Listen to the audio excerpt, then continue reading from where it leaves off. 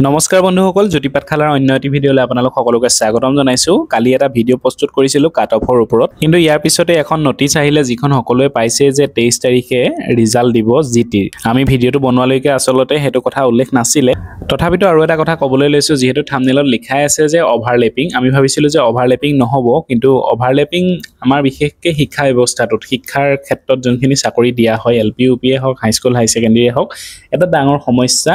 কাৰণ অভাৰলেপিঙৰ বাবে কি হৈছে, যিসকল অধিক মেধাসম্পন্ন ছাত্ৰ ছাত্ৰী তেওঁলোকে প্ৰত্যেকটো বিভাগতে পাই যায়, আৰু যিসকল অলপ কম মেধাসম্পন্ন ছাত্ৰ ছাত্ৰী তেওঁলোকৰ কাৰণে কিন্তু এটা চাকৰি পোৱাত বহুত সমস্যাৰ সৃষ্টি হোৱা দেখা পোৱা যায়। গতিকে শিক্ষা ব্যৱস্থাত, বিশেষকৈ শিক্ষা ব্যৱস্থাৰ ক্ষেত্ৰত কিন্তু অভাৰলেপিংটো এটা ডাঙৰ সমস্যা।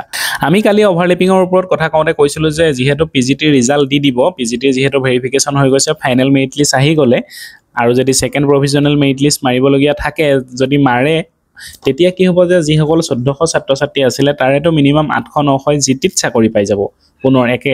কাৰণ এইসকল যিসকল ল'ৰা ছোৱালী যোনে PGT দিছে তেওঁলোকে জিটিৰ এক্সামো দিছে প্ৰায় সকলে।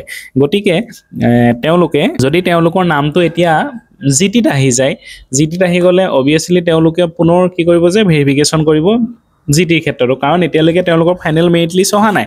লাগিলে কোনোবা যদি টপতো আছে, টপত থাকিলেও কিন্তু তেওঁলোকে পুনৰ ভেৰিফিকেশ্যন কৰিবলৈ যাব। এই বস্তুটো এনেদৰে সমাধান কৰিব পৰা হয়, যদি পুনৰ যদি ছেকেণ্ড মেৰিট লিষ্ট উলিয়াই প্ৰভিজনেল, যদি থাৰ্ড মেৰিট লিষ্ট উলিয়াই, তেনেদৰে আগতে যেনেকৈ LP সমস্যাবিলাক সমাধান কৰা হৈছিলে তেনেদৰে যদি ষ্টেপ বাই ষ্টেপ দি আহে, তেতিয়া কিন্তু সমাধান হ'ব। কিন্তু ইয়াতে লগতে আৰু এটা কথা ক'ব বিচাৰিম যে যিহেতু ফাৰ্ষ্ট লিষ্টখন মাৰিব, প্ৰথম লিষ্টখন মাৰিব, ইয়াত কিন্তু কাট অফ হাই যাব।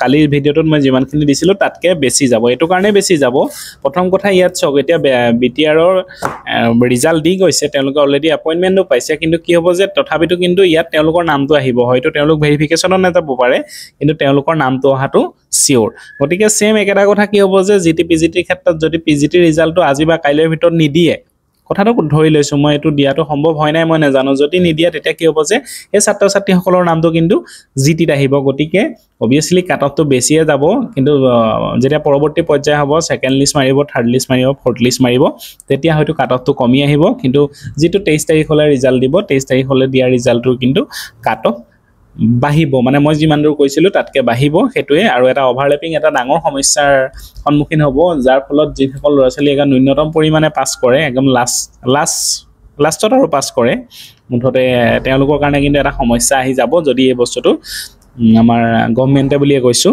যাতে সমাধান নকৰে। গতিকে এইটোৱে বিচাৰিব যাতে এটা ৰুল এণ্ড ৰেগুলেশ্যনৰ মাজত চলক, বস্তুখিনি এটা ডিচিপ্লিনৰ মাজত চলক, যাতে এটা স্থায়ী সমাধান আহে। ফলত কি হৈছে যে এটা পোষ্টত এজনেই পাওক, কাৰণ এজনে 4-5টা পোষ্ট পালেও সেই পোষ্টটো কি হ'ব যে বাকীকেইটা পোষ্ট ব্লকেই হ'ব, বাকীকেইটা পোষ্টৰ এগেইনষ্টত কিন্তু কোনো শিক্ষক নাথাকিব। গতিকে সেইটোৱে আছিলে আজিৰ ভিডিঅ'টোত, অভাৰলেপিং কিন্তু এটা ডাঙৰ সমস্যা। ঠিক আছে, আজিৰ ভিডিঅ'টো ইমানটা সামৰণি মাৰিছোঁ। ধন্যবাদ। জয় অসম।